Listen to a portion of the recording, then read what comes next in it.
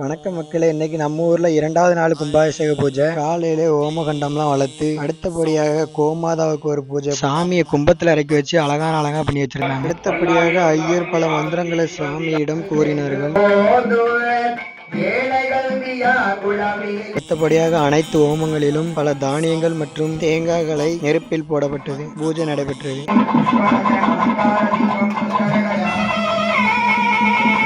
பூஜை முடிஞ்ச பின்பு சாமியோட சிலைகளை எடுத்து வெளியே வைத்தார்கள். ஒரு வழியாக காலை பூஜை முடிஞ்சு விட்டது. எந்த ஒரு குறை இல்லாம அடுத்த பூஜை இரவு பூஜை.